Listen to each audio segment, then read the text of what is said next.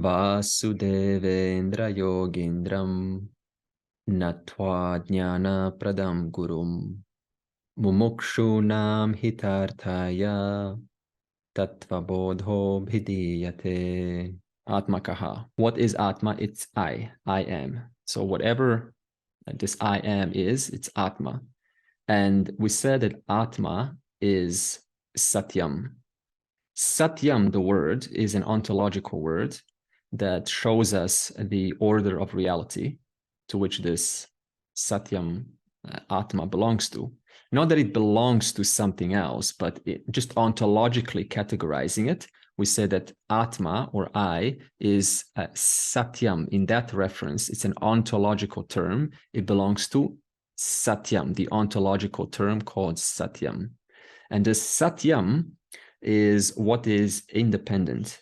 That means it does not depend on anything else for its being, for its existence. So this is very peculiar for some of us, because since birth, we are very used to observing things in the world that have a dependent reality. We look at anything you pick in this world, and if you break it down, you will see it's made up of forms within forms within forms within forms. If you look closely enough through the right instrumentation, until eventually you come to mere concepts, which is why the smallest that you can have at the level of dependence, which is what we call mithya, that's the second ontological word, mithya. The smallest, if you want to call it bigger to small, the smallest you can go to is mere concepts. And we see this very often in physics, in quantum physics, in quantum mechanics. We see this mathematics. It is just formulas and after formulas after formulas. It is just equations on the board. So this means they go so small in terms of their level of analysis of the gross.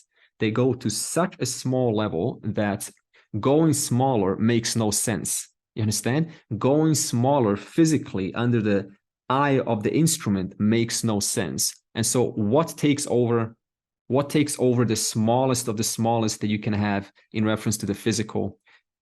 Pure equations. Now, what are equations, if you think about it? What are equations on the board? What is mathematics? What are these numbers?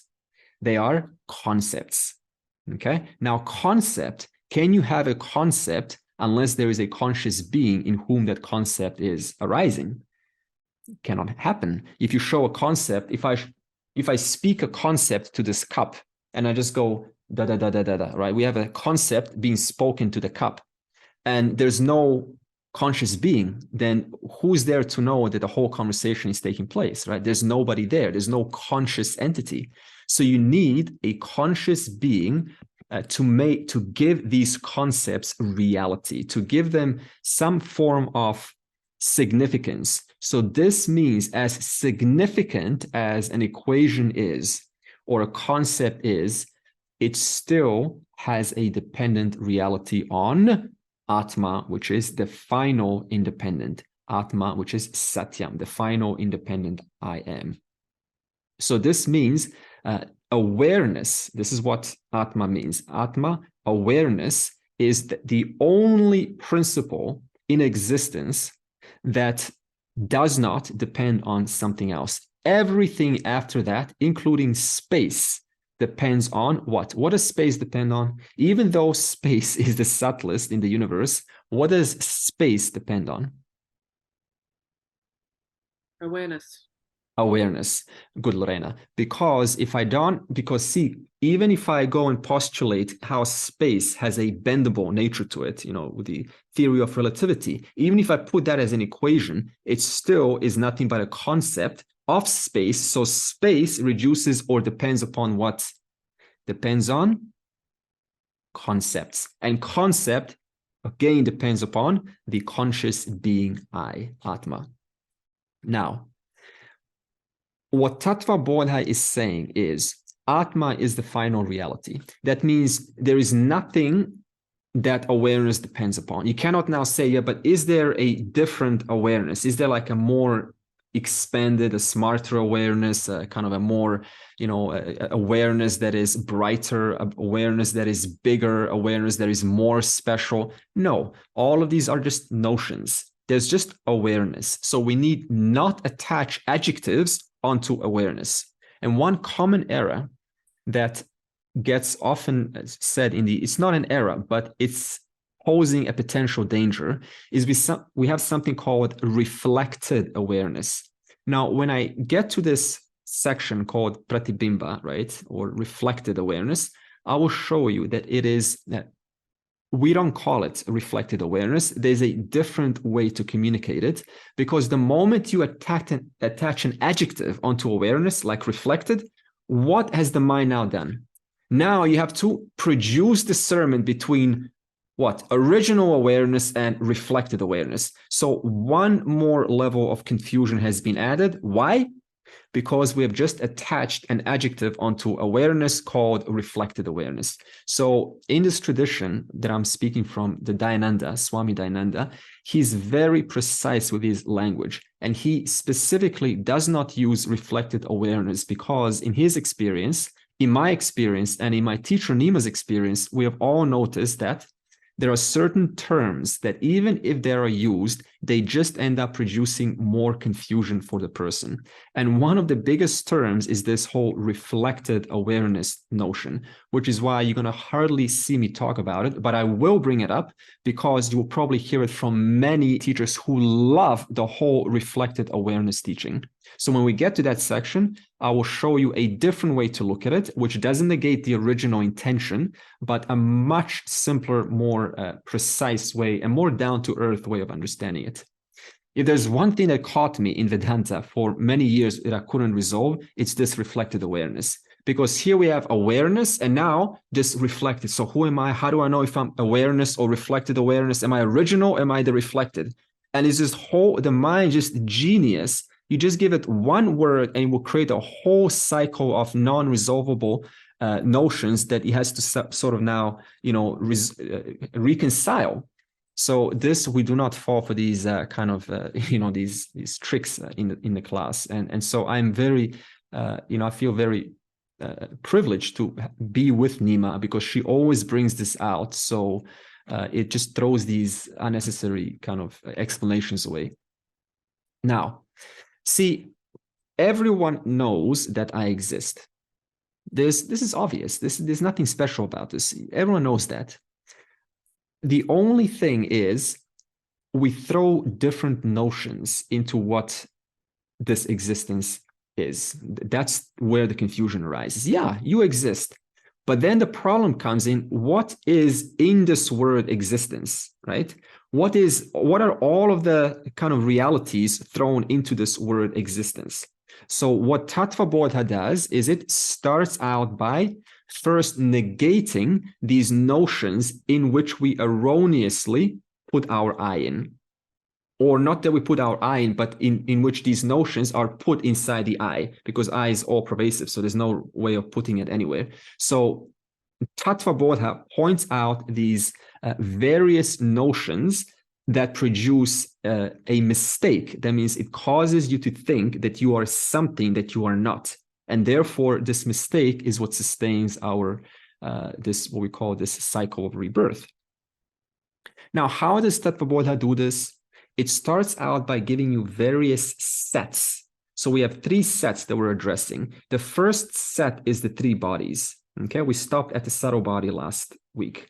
And then the second set, it will be the 3 waking states.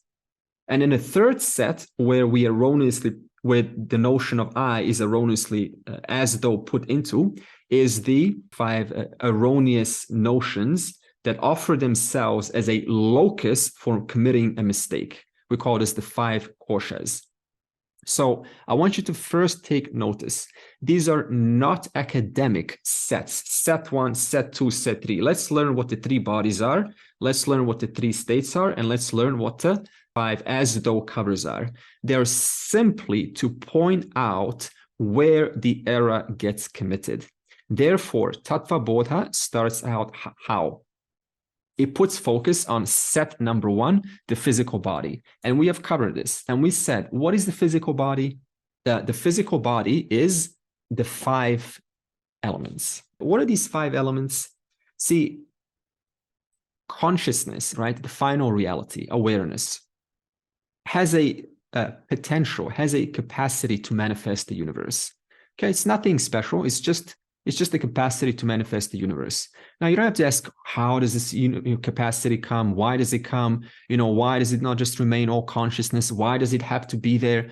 That's just how it is, okay? Thank God it's there, because at least you can experience yourself as a limited human being and, have things like love and sharing and empathy and, kind of go through this journey of discovery. Yeah, so it's a kind of a, it can be a fun journey, right?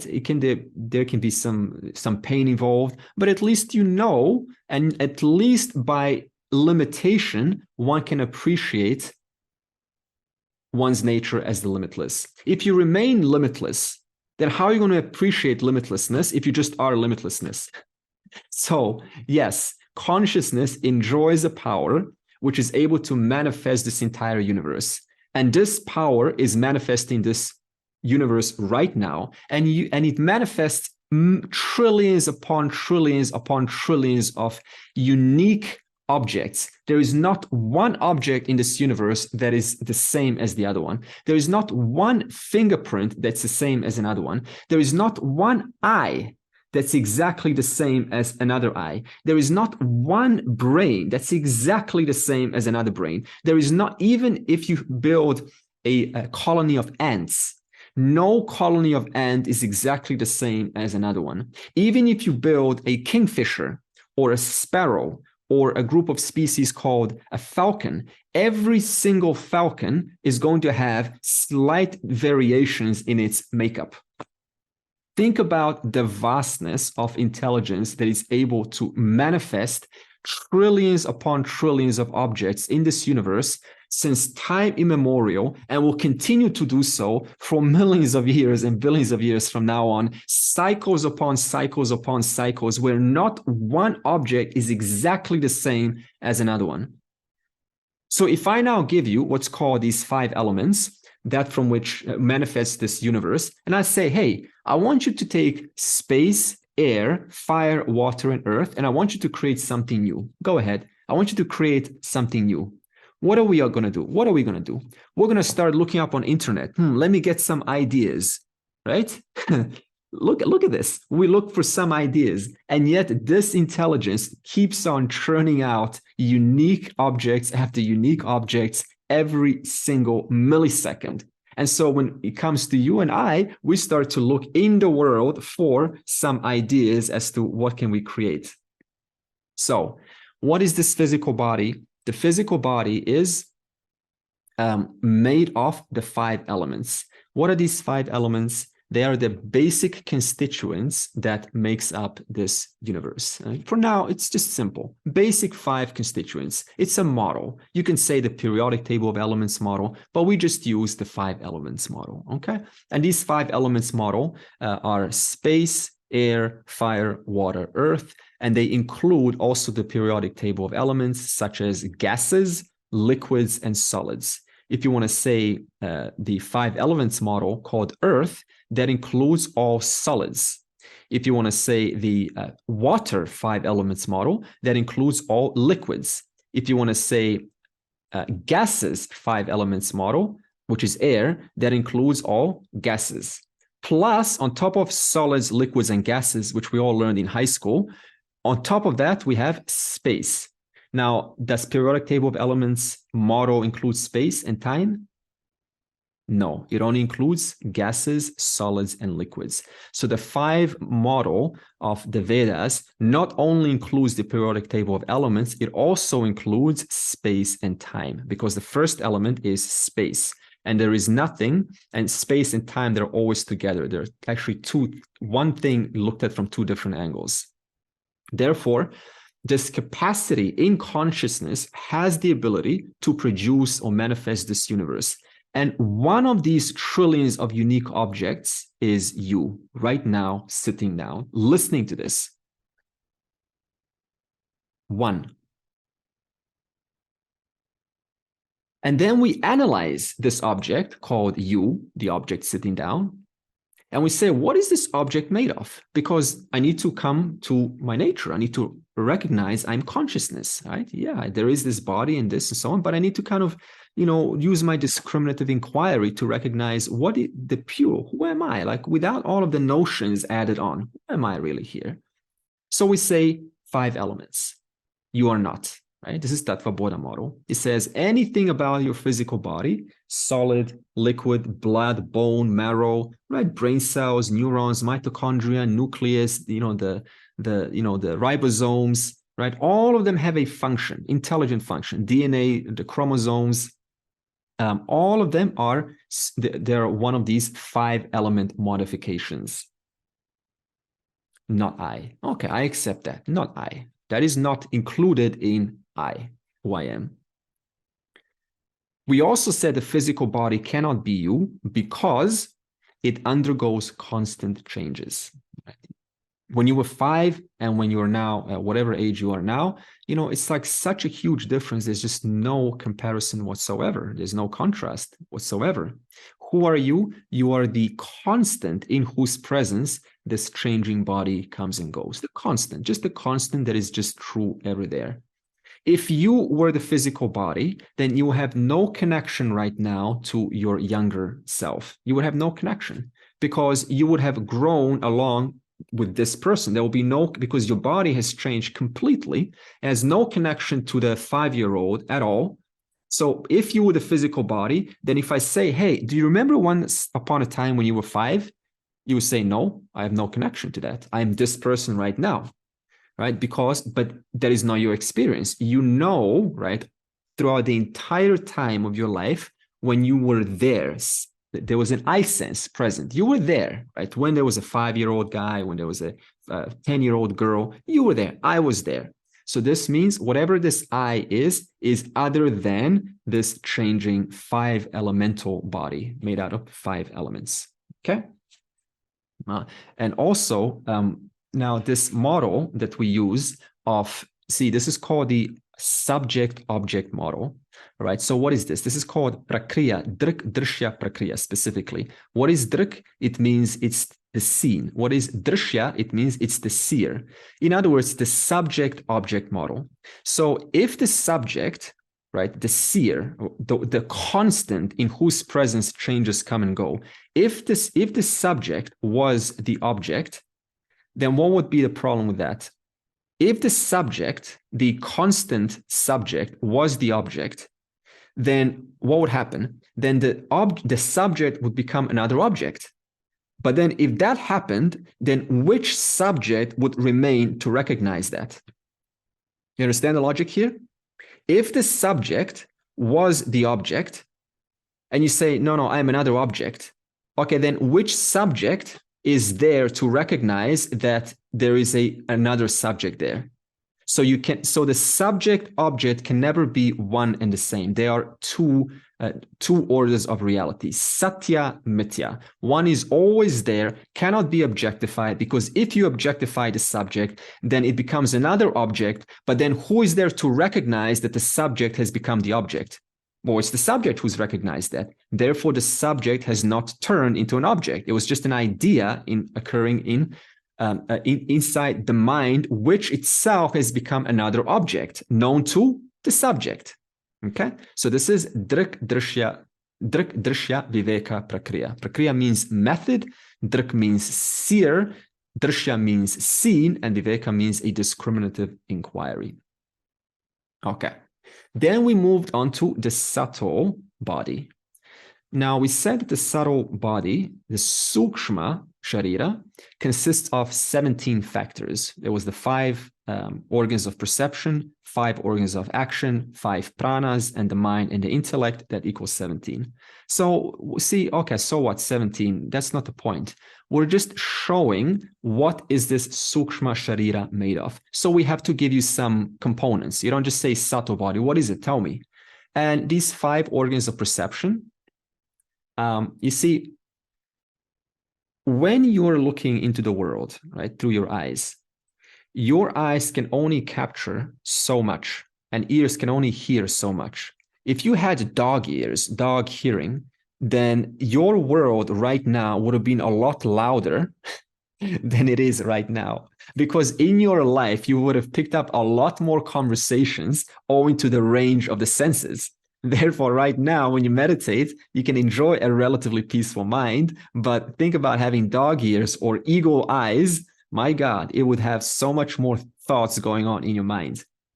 Furthermore, not only is your knowledge limited by the range of your senses, but furthermore, the conditioning of your mind further filters out certain data and accepts new data. This is called cognitive bias.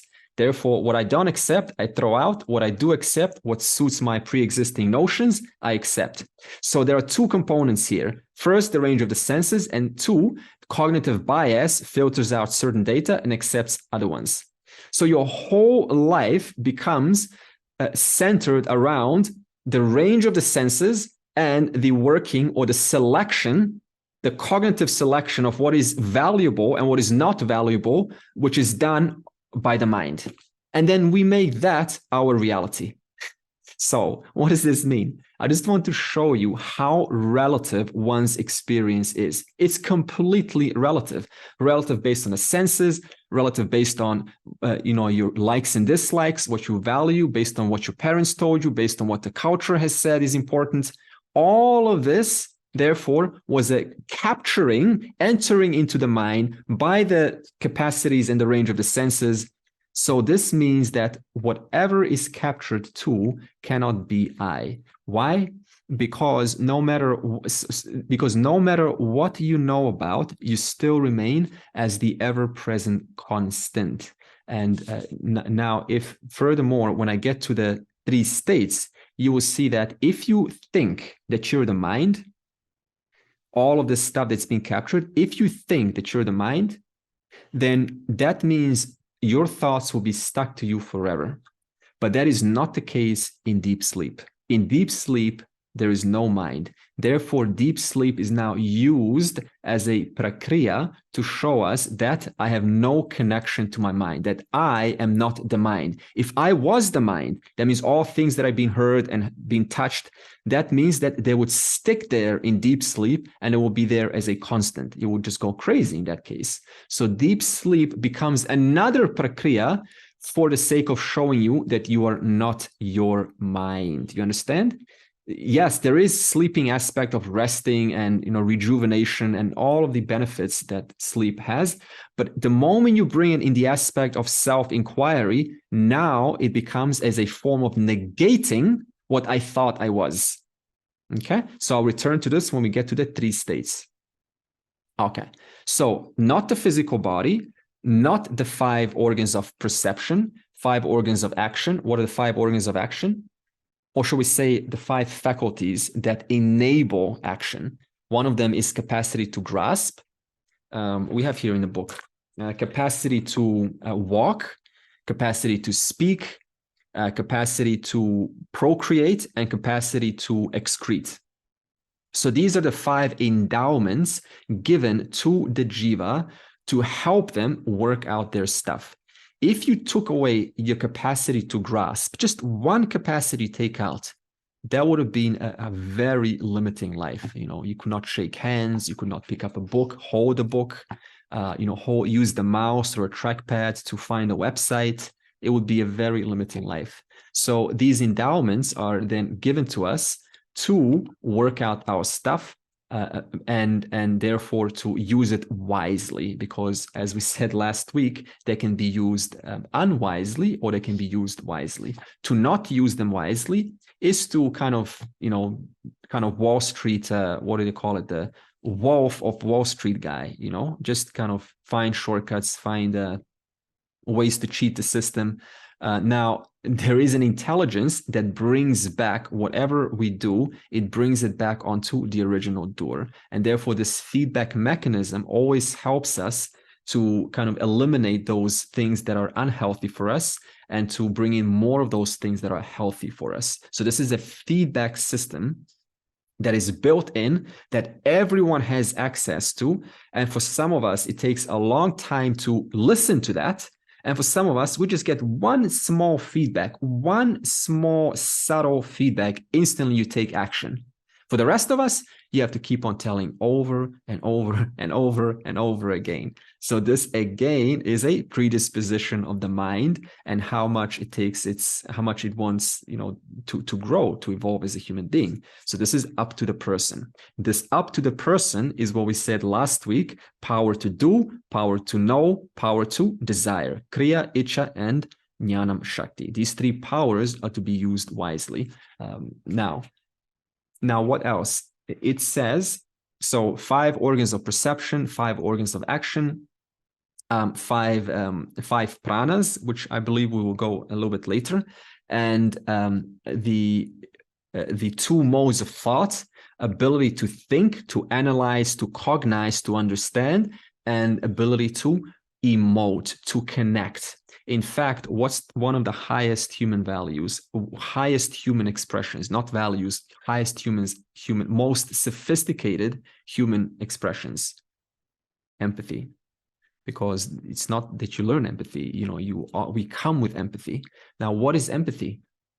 Emotion. You cannot intellectualize empathy. That's just kind of working out stuff in the mind. It requires emotion. So now if emotions get blocked, if something has happened, or, you say, no, don't feel, don't cry, and, all of these kind of suppressions that we receive, then that can also block one's capacity to have empathy. Now, if empathy is blocked, then how am I supposed to appreciate the whole as myself? How am I supposed to? Because to appreciate requires emotion. It requires, a relatively open heart to appreciate that. Otherwise, it becomes all kind of formulas in the head. Let's kind of turn this into a mathematical equation. It can't be done. So this means it does require, healthy emotional, predisposition.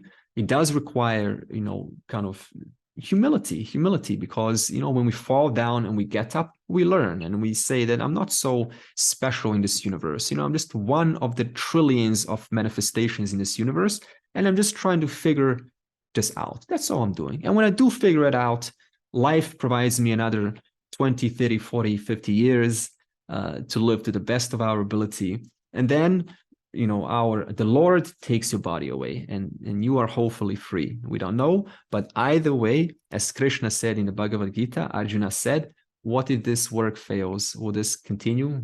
If I don't attain moksha, will this just kind of reset?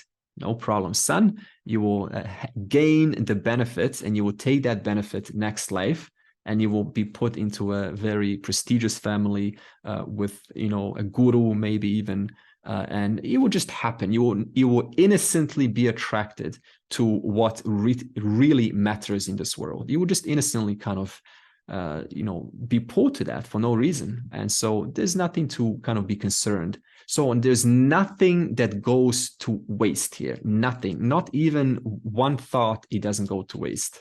Because every time, even when you pray, what happens when you pray to Ishvara? Is that useless? Prayer? Why should I pray? Because a prayer is another cause, and every cause put into the universe demands an effect. This is a law, cause and effect. So every time we pray, however you pray, whether it's like this, or you close your eyes, or do Rudram, or, whatever, bhajan, or whatever it is, right? Everything counts in this universe. Therefore, it increases the chance of it coming or collapsing that potential, as we spoke about previously. Therefore, in chapter 12, if I said this, I don't believe I said this. Brilliant chapter. I just finished it with Nimas. I'll just give you one of the verse 8 to 11. What Krishna talks about is this Ananya Bhakti. Ananya Bhakti is, he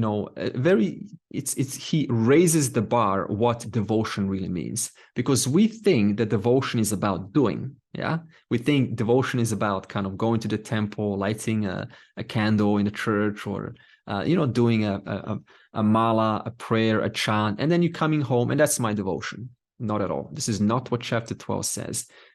Devotion, no other. What is no other? That means all that is here is one without a second. All that is here is Ishvara, this, presence, this magnificent intelligence that's sustaining this universe right now and will continue to do so long after you and I are gone. So what Krishna says is there are four expressions of this bhakti. Not that he's telling you advice. Understand this. In Vedanta, we don't tell you advice. We simply show the reality of what is a wise person, how these models help you to understand this universe, and then naturally you understand and you align your actions in the light of what you have understood. For example, sometimes in the classes, what do we hear? We hear you should not have sense of ownership. You should be detached. You should be detached. That's advice, right? Don't be attached. This is so common. We don't say this in the Bhagavad Gita. Not once does Krishna say to Arjuna, you should not be attached to this war and this, to Bhishma and to Bhima and so on, right? You should not be attached to your brothers and to your half brothers and so on. What does Krishna say to Arjuna? Nothing here belongs to you. You're a trustee. You're merely a trustee. The body is given to you. This capacity to think is given to you. Ability to walk is given to you. Ability to sing, chant, understand, remember, recall is given to you. Everything is given to you. All we do is we just take food and we borrow knowledge from the world. And it just takes place and understanding takes place. We just keep our ears open, our eyes open, and somehow the knowledge takes place. So knowing that nothing here is mine, notice how that's not an advice. That's a fact. If you think about it, is anything here yours? Are the glasses you're wearing yours? Is the body yours? Because all we do is we just eat from the world. We just take food, we buy it from the store. We don't know who the farmers are. We never meet them. The rains fall, they give harvest, and someone picks that food, and then the manufacturers bring it and they do the packing and they preserve the food, and we just buy the food. And then we eat that and we say, oh, look at my body. This is my body, So nothing here is mine upon analysis. Knowing that, do I now have to tell you, don't be attached to things? You should not be attached. You see the difference between advice and understanding? Advice is saying you should not without explaining why. Understanding is simply pointing out the facts. When your mind hears those facts, then you say, so it doesn't make sense to hoard after things, considering they're not mine anyway, and they will change, the desires will change, my value for objects will change, and my temperament will also change. And when it does change inevitably, which I do not tell when it's going to happen, so that's time itself that's going to dictate that, then what's going to happen? These objects will be seen in their real light for what they really are. So knowing that's going to happen, then I can at least bring that knowledge right now and understand that this object is value neutral, and whatever value is being put onto it is my own emotional value, which I have decided what it's worth. But by itself, it's neither worthless nor is it worthy. Therefore, by understanding this, I don't need to tell you, don't be attached to people. Simply understand nothing's really yours. The knowledge is taking place by having open eyes, open ears. The whole world is delivering for you and making you this person that you are now. Therefore, by definition, we don't need advice. Carrie? Well, how about in chapter 2, Arjuna, he specifically says over and over and over, therefore do not grieve. Do not grieve, yeah. So, okay, good objection, right? So, see, do not grieve. So, see, you have to take the context, because at the beginning, when Arjuna is confronted with this life challenge, then you offer some simple advices, right? Some simple statements. Hey, don't worry about it. Don't grieve, but let me explain why, right? He doesn't just stop there. He goes another 17 chapters or whatever, 16 chapters to explain why grieving is not useful in this situation. So he doesn't just stop there. He continues to explain. And that's why you have this long. The whole point of the teaching is to recognize where are these locusts of errors where the I gets placed into, okay? So simply by pointing them out, this mistake becomes less likely on your side, which is the whole teaching, right? To not put my I into different components, and therefore we have to bring them out. Now, the other component is the causal body. So, see, I'm going to skip 2 verses here because all they're talking about is organs of perception, right? We already know this, organs of perception. So we have the subtle body, we covered that. And then Shrotram Twak Chakshuhu Rasana. So this is organs of perception. And I know it's going to talk about the devatas, who are the deities for these. I'll talk about that at the end of the program, so I don't kind of scare some people who think, what is this deity stuff now? Okay. The function of what? Of hearing is to hear sound. The function of feeling is to touch objects. The function of seeing is to see form and color. The function of tasting is to taste. The function of smelling is to smell. So again, these are, there are 5 organs. Each one of them provide a different kind of data of the world. For example, your tongue is very unique, by the way, because your tongue can both taste and it can also touch. That's the only organ that can both taste. It has 2 functions. It can taste and touch, whereas the skin can only touch, right? Eye can only see. Can your eye touch objects? No, it cannot feel. If I'm looking at this glass, I cannot with my eye feel this glass, but with my tongue, I certainly can. And also I will pick up the taste. And in reference to your skin, that is the only sense organ that is spread all throughout the body. So for example, taste is located at the tongue. Eyes are located just here. Hearing is located just here. But feeling, as in sensation, where is that located? All throughout the body. So again, this is why, one of the reasons why we identify with the body so much, because this is the one sense organ that is spread all throughout. So it's like, oh, come and tickle me on the feet, massage me. So we feel it all over. And therefore we associate and we identify with our feet, we identify with our calves, with our muscles, everywhere, because of this twak of sensation called skin. So this 5 organs of faculties of perception and action, they're straightforward. Right? So the function or the purpose of each is to provide a different form of data of the world by which you can participate and you can work out your stuff. If I took away your, what does it say here? Your speech. Okay, organs of action. This is the next verse. Andre? Yeah? Just with perception, there's, direct perception and indirect perception through inference. Yeah. So I think that's important too, because sometimes the facts are just, from other sources and we believe them to be true, but can get distorted and things like that. So yeah, perception and inference is interesting, I think.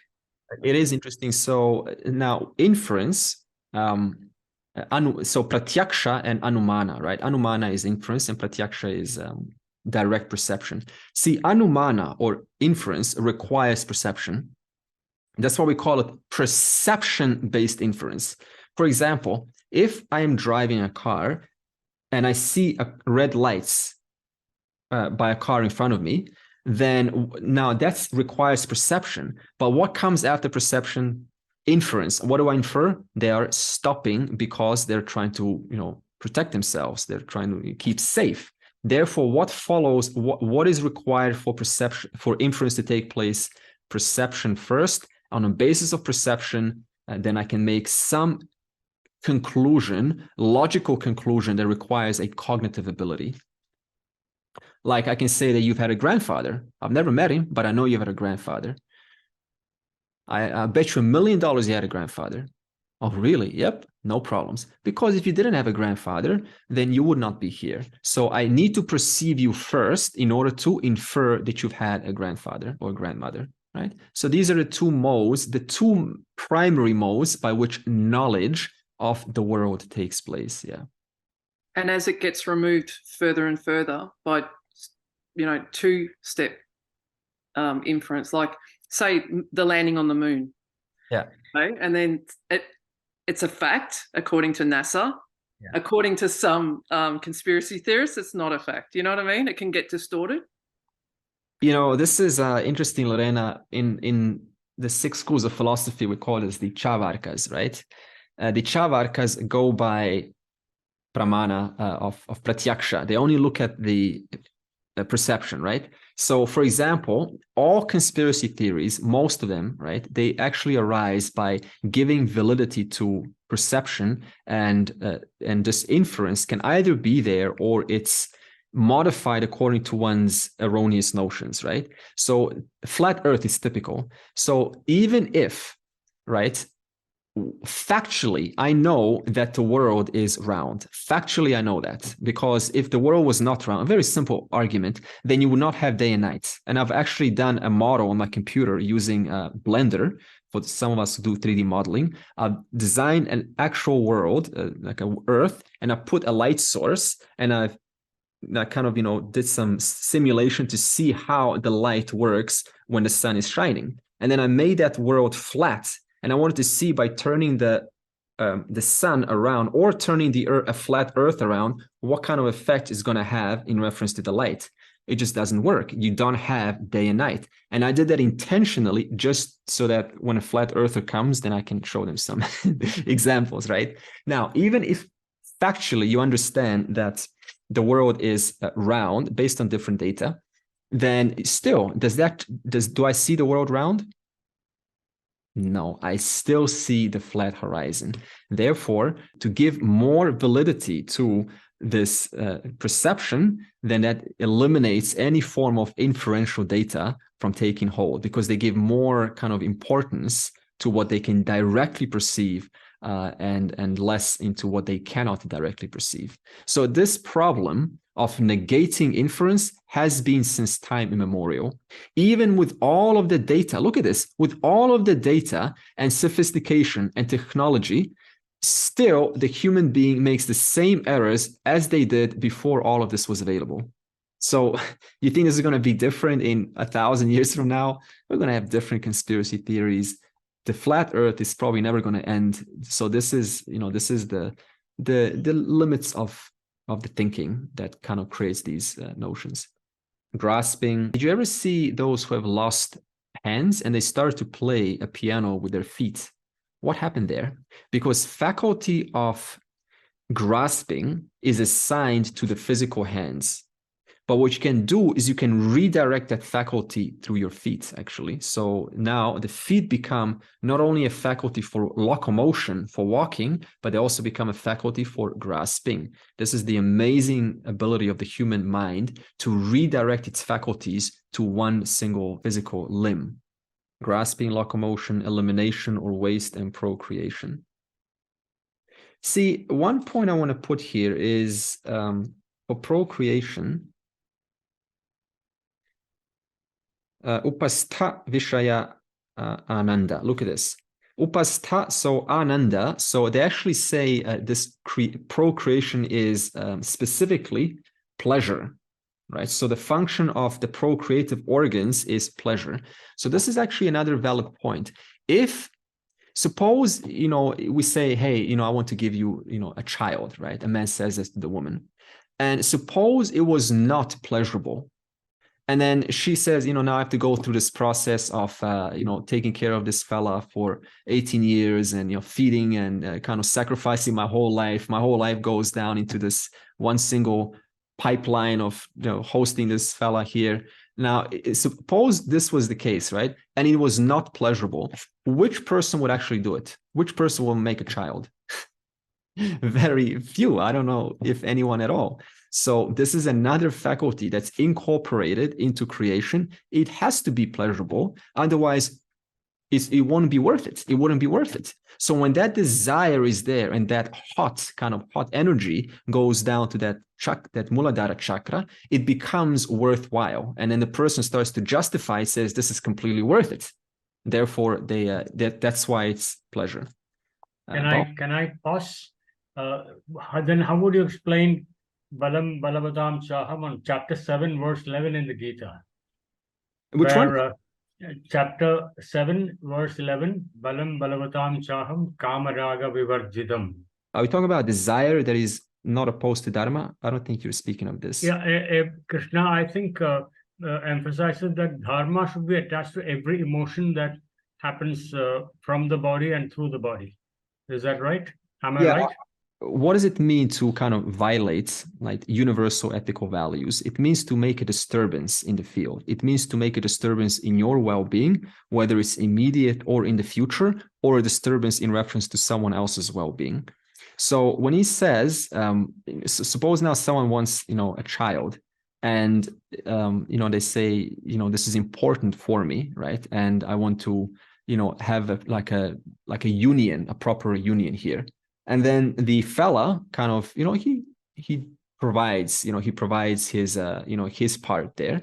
So this is in this reference, right? There's love. There's, some connection there. It's both want what they say they want, right? There's no kind of conflict going on. So in that case, I am a desire that is not opposed to Dharma, that is not opposed to creating damage or hurt on either parties. In this case, that is a healthy union. But then suppose you have the other way where, the woman suppose, or the man, whatever, right? They say, I want their child, I'm going to get them drunk, and I'm going to sort of, kind of make this happen whether they like it or not. So there's no honest communication there, right? The other one was not informed of what was going on.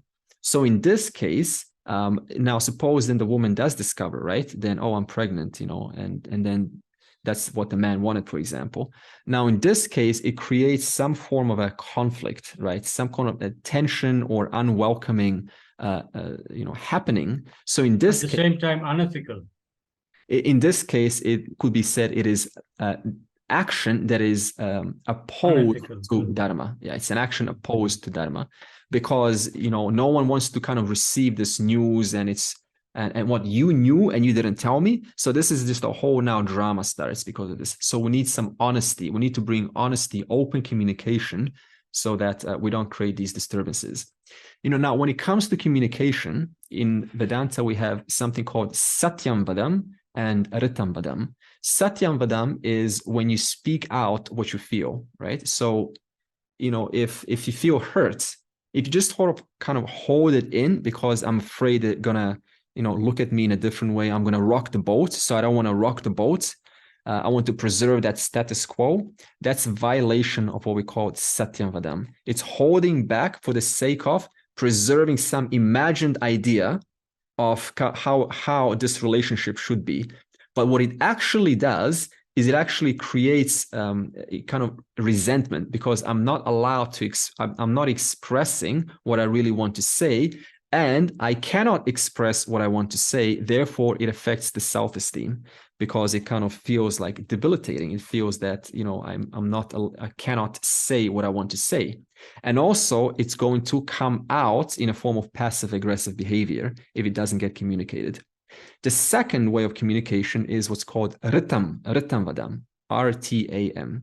Ritam Vadam is before saying what you want to say, have I gone through enough different aspects of this situation? Have I looked into different points of views about what I'm about to say? Have I done my research of what I wish to communicate? Therefore, it's easy just to kind of blurt out whatever's on one's mind. That's Satyam Vadam. But is it coming from wisdom? Is it coming from reflection? Is it coming from inquiry? This is Ritam Vadam. Therefore, both of these in communication are brought forward, and these two working together, you could say, I am not an action in form of speaking out that is opposed to Dharma. Why? Because Satyam Vadam is there and Ritam Vadam is there. I'm speaking truthfully, whatever I feel is on my mind. And is it the right time, by the way? Sometimes you want to communicate something, but it's not the right time to say it. This is called Priyam Vadam, right? Priyam, that means pleasant.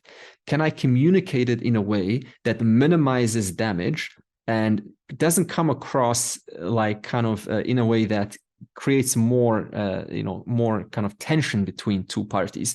Can I say it in a pleasing manner in such a way that it's going to reduce the impulsive kind of reply or impulsive behavior from the other person.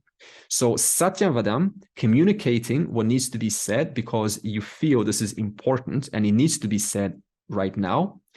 But sometimes, is it right now or is it later? That is Priyamvadam, or how pleasantly can I deliver it? Can I say it in a more, can I wait? After dinner, they say don't disturb, a man when he's eating his lunch, because he wants to finish his lunch, right? And Ritamvadam, have I first thought about this? Have I gone through the situation? Have I reflected upon? Have I looked into different facets of can this work out?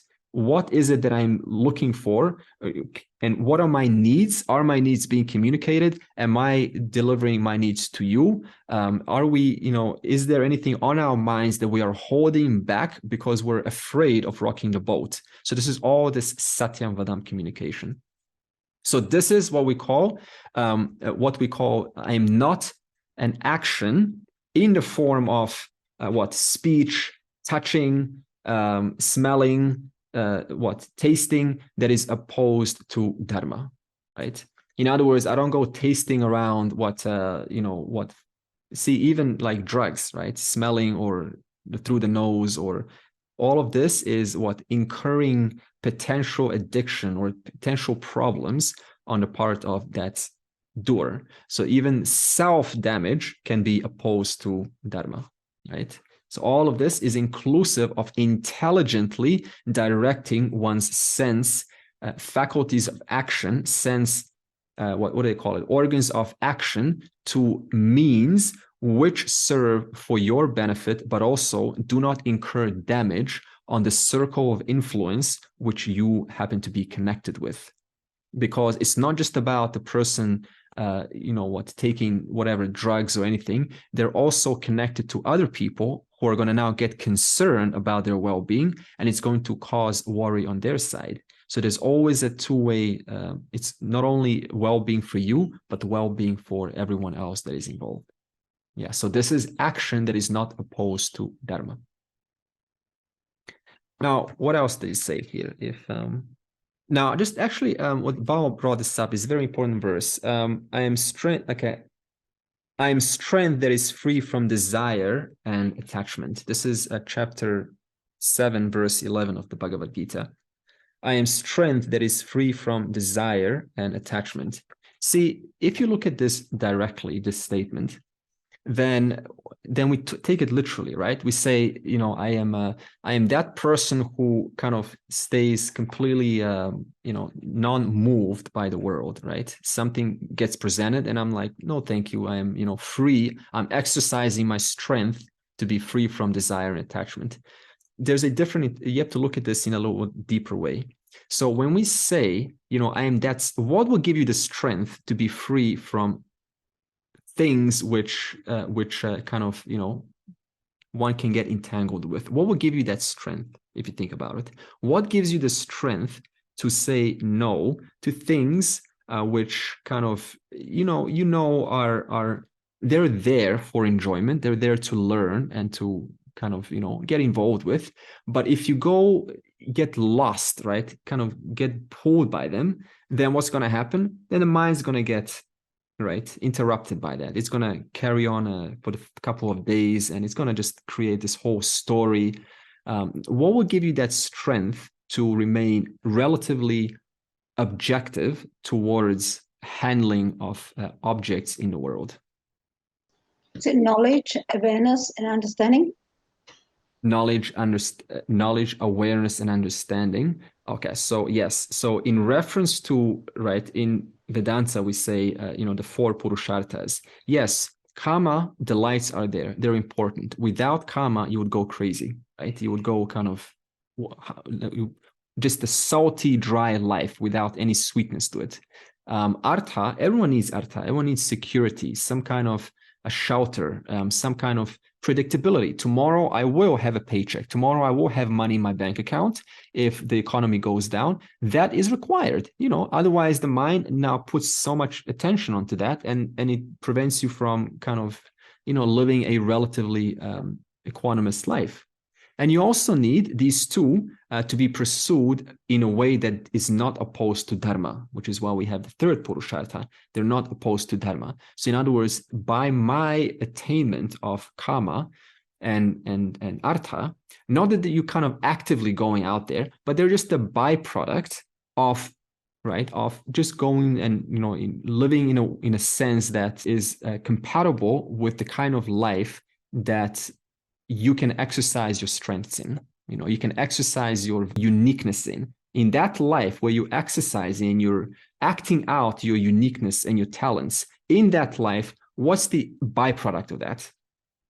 Artha and Kama, right? It's not like you're going to a job and just totally consumed on the next paycheck. It's like, yeah, there's some people like that, but it's just a byproduct of doing what you love, of what you enjoy, of what you can give.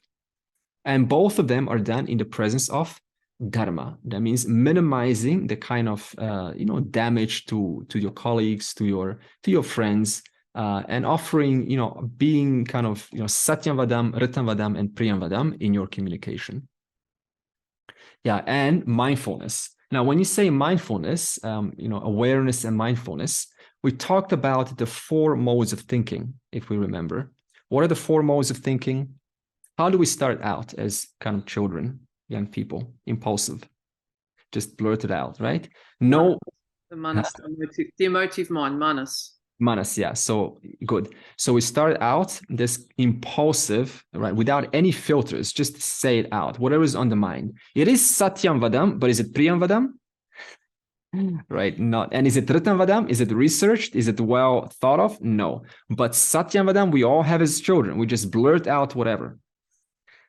So we all start out this impulsive, right? And now the whole journey of Vedanta is bringing that into a more kind of, next step would be mechanical. It's one step better because mechanical implies it's gone through some form of repetition in the past. Because every time you apply an action, you kind of refine it. You cannot not refine your action every time you apply it because you get feedback, right? So it's no longer just sort of this first-hand impulsive. Now there is some mechanical. I've done this before, so I'm going to do it again. But every time you do it, even if it's mechanical, you are getting some feedback from the world. Are people listening to me? Am I kind of, am I being applying buddhi or intellect? No, that's going to come next one. But for now, we're still at manas. The buddhi is still there, right? It's rudimentary discriminative inquiry, but still you kind of mechanical. It's repetition, doing the same thing every single day. Now we want to get, hopefully, right? Hopefully what Vedanta says, it brings 2 more modes of thinking. And what's the next one? It is where Bao is saying deliberate. Now deliberate requires what kind of a buddhi? Thoughtful, discriminative inquiries there. It needs to bring in different points of views. It needs to reflect on what has happened. Have I crossed boundaries? Have I set up my boundaries? Were my boundaries crossed? And why did I allow my boundaries to be crossed? Why did I not kind of say out loud? Why did I not apply Satyam Vadam? Why was I holding back? What stopped me from, what fear was there, if there was any fear at all, that didn't allow me to share my side of the story? Right? So this is a small person that's still in the background, a small person that says, no, I can't, I'm not good enough, I'm not worthy, I don't need to say this because, and then so on. Sometimes when Nima asks us to share in our Zoom class, then, any class, it doesn't just, not just one class, but all classes. And she says, who would like to go? Like, in that moment, right, who would like to go? I made it a habit, by the way, to always go first, because I sometimes said the book, a very great title, and I never read it because the title gave it away. Feel the fear and do it anyway. Feel the fear and do it anyway. Because every time we feel that little person who doesn't want to become vulnerable, who doesn't want to share and be thought about as some person who doesn't know by other people, this is all this little voice in there. Every time this is felt, immediately there's this deliberate, this is the third mode, deliberate mode of I'm going to go first. I'm going to go first. And this happened yesterday, by the way. We had to share chapter 12, what we thought about it. Instantly, my hand just automatically goes up. It's not even, now this is called spontaneous. It's not even deliberate now. It's been done before so many times that it just automatically, oh, my hand is up, right? So eventually we want to go to the fourth stage where you have applied enough buddhi, enough thoughtfulness, and you saw the benefit of going first. You saw the benefit of putting that small person aside with that little voice, how I should wait for other people to go and let me see what they say. I have nothing valuable to give. You know, I'm just a little person in this universe. All this small voice is this little narrative going on in your subtle body. So automatically the hand goes up and you just say so. And do you think I felt great afterwards? Not necessarily. Then again, the program comes in. Did I say the right things? What are my students what are my colleagues thinking of me right now? Could have I said this better? You know, am I smart enough? I feel vulnerable, right? Genuinely, I feel vulnerable. So yes, that is there.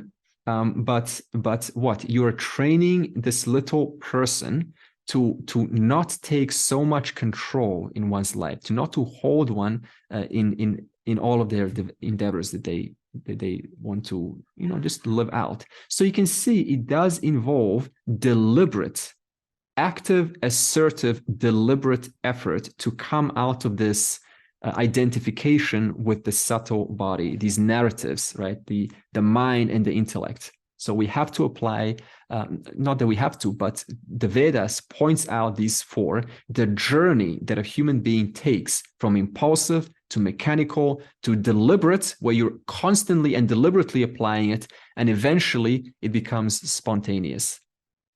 And bringing it down to earth, spontaneous doesn't mean now it's all just happy and rainbows after you've done your part. No, you have another program coming in now. Did I say the right thing? You know, I kind of feel vulnerable. That's also going to come there. So that also takes some time for that narrative to slowly subdue itself, to you know, just to have this, you know, equanimous state of mind where you're not thinking too much about what are other people thinking. This takes time. So you see, Vedanta is not just about, you know, I'm awareness and I exist. Okay, great. You know, I'm awareness and I exist. You know, it's so many faculties, so many factors to, you know, to really integrating this into, you know, a direct livable experience. If I feel small and I say I'm awareness, I'm Brahman, and I feel small, you see the contradiction there? Now, how do you get rid of this smallness? You can't just do it notionally. It has to be done through the world, because the world is all you have. If I cannot even reduce the smallness in reference to the world, what's the notion going to do? The notion is another notion that's carrying the subtle body, separating itself from the world, and at the same time, the person saying, I am the whole.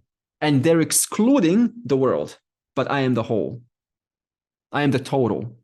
A little notion in the mind, I am a total. And yet, in the real world, I still act like a small person. But is the world different from the whole? No. Are other people different from the whole? No. Therefore, a whole reorientation of behavior has to come there through our interactions with other people. And is it pleasant? That's up to you. It may not always be pleasant. It may sometimes be, you know, a lot of kind of, you know, resistance comes there. And even with my hand did go up, of course there was resistance, but it has to be done.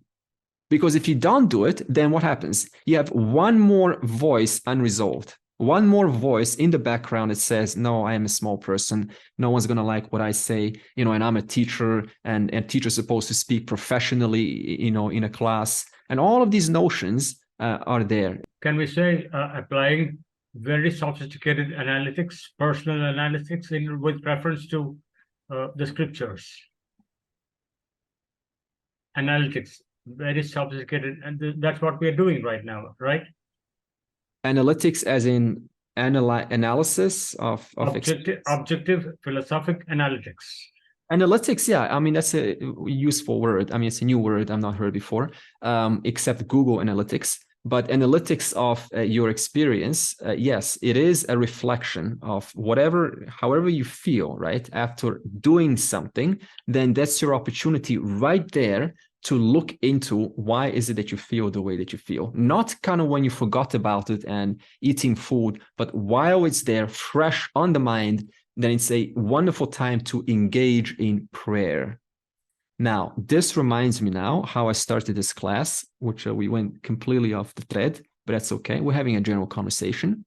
In chapter 12, we were discussing the 4 methods of Ananya Bhakti. Remember that? Okay, thank God we got back. It was between verse 8 and 11.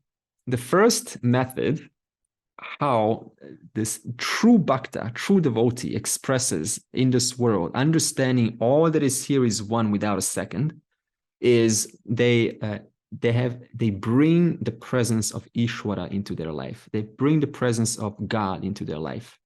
Now, how do you do this? If God is formless, how do I bring formless into my life? So what we say in verse 8, chapter 12, is you have to understand what is God in that reference referring to. It is referring to Dharma, as Bo has said. Dharma, now how does values express themselves in this world? Form of humility, empathy, satyavadam, ritamvadam, priyamvadam, not only engaging in actions for my own well-being, but having a genuine concern, a consideration for other people's well-being, knowing that everything you do affects other people. You're constantly being monitored, kind of like seen by other people, and they take that on. So this means everyone has a responsibility to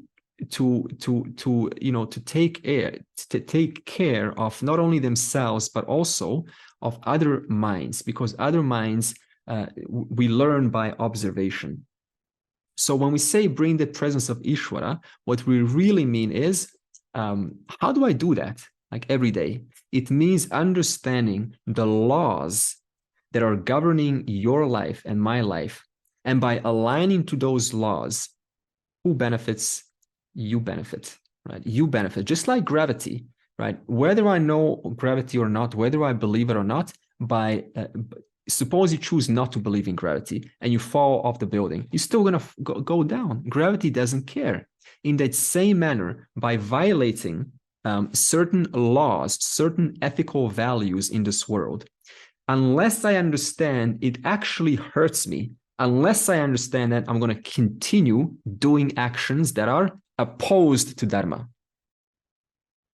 This is why a person can still act against dharmic values, because there are pressures, internal pressures, that compel one to act despite them knowing what is truly to be done, what is clearly to be done right.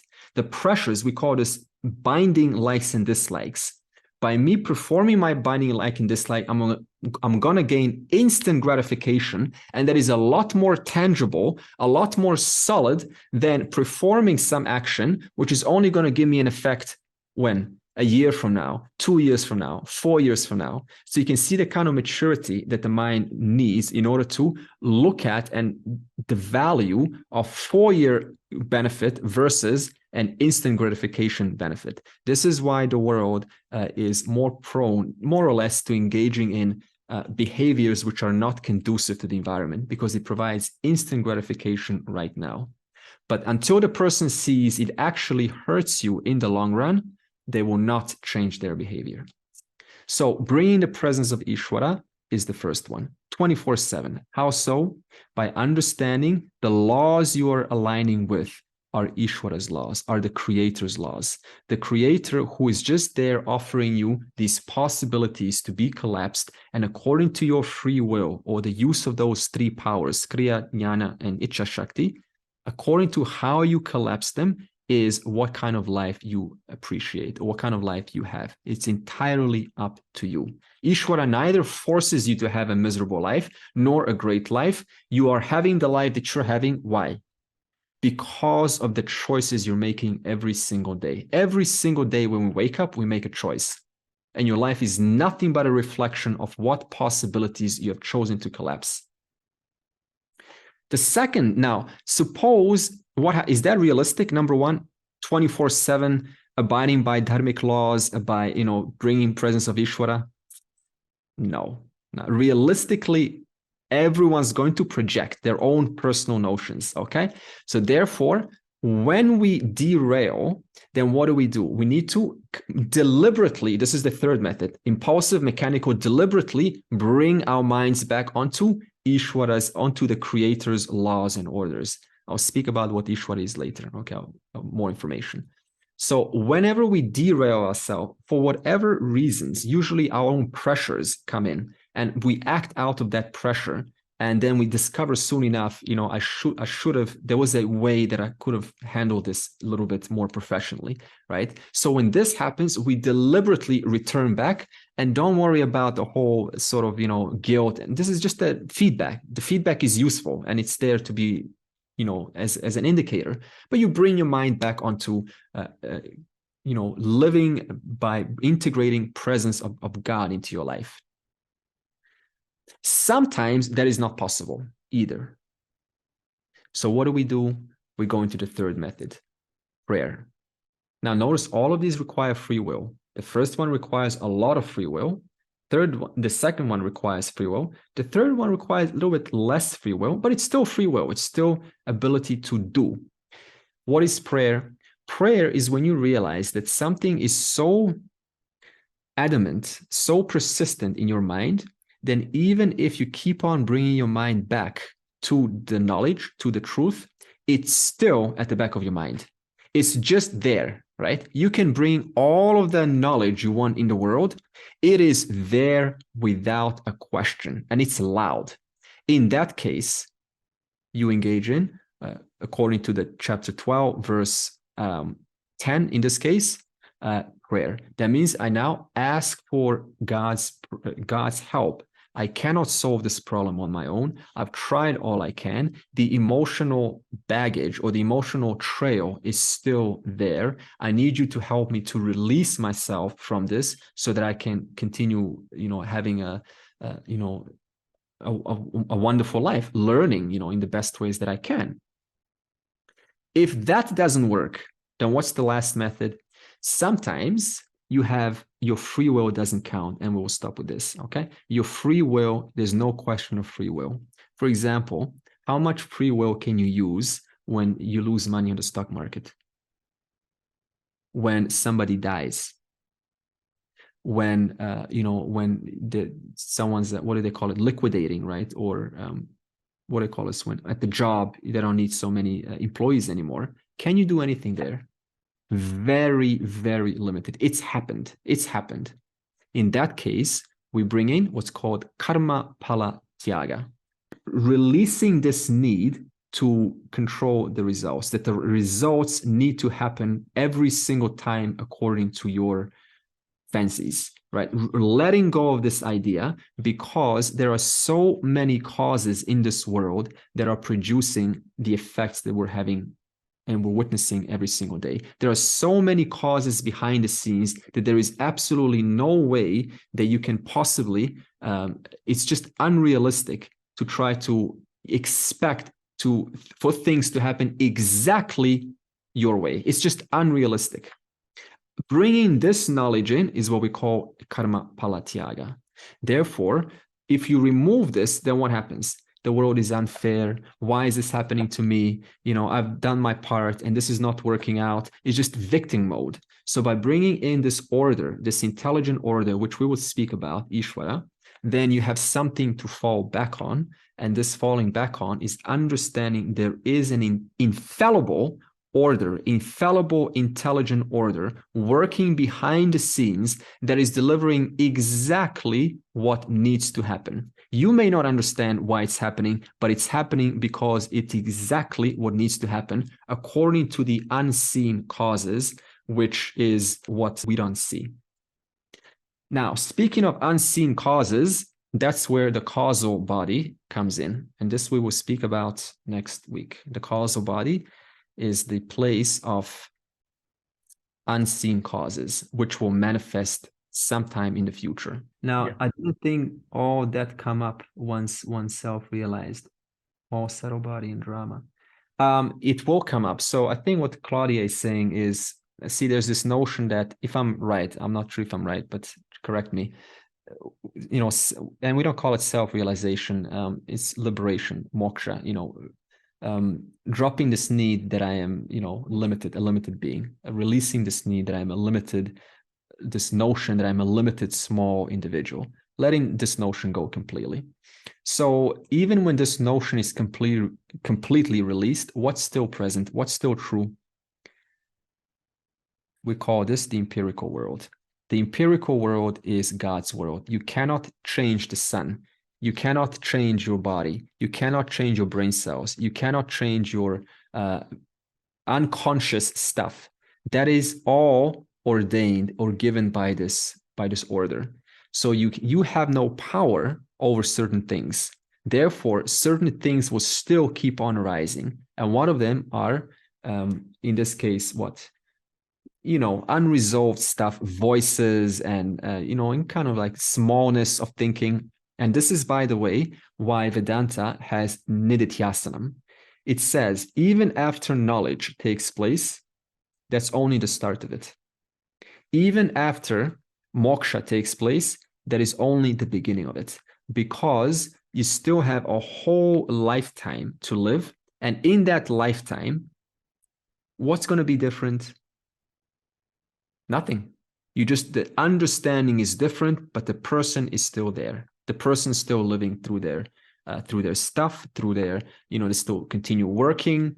Still there's some, you know, some feelings come up, and this has to slowly go away, and that takes time. So it cannot be sped up because you do not control certain things in this world. I would say new unexpected challenges will always keep arising as long as you're still breathing. Yeah, and wonderful. And I want to make sure this is very clear, because at the end of every text in Vedanta, we have this conversation and we bring it down to reality. And one understands that moksha is not, you know, fireworks. It's just understanding where the I is, what's the nature of I, but everything else is, you know, completely normal. And this is the fact. This is how it is. It's not some, you know, la la land now. And we will speak more about this when we get to superimposition, when I talk about two forms of superimposition. Purnamadav, Purnamidam, Purnat, Purnamudachyate, Purnasya, Purnamadaya, Purnameva avashishyate. Om Shanti, Shanti, Shanti.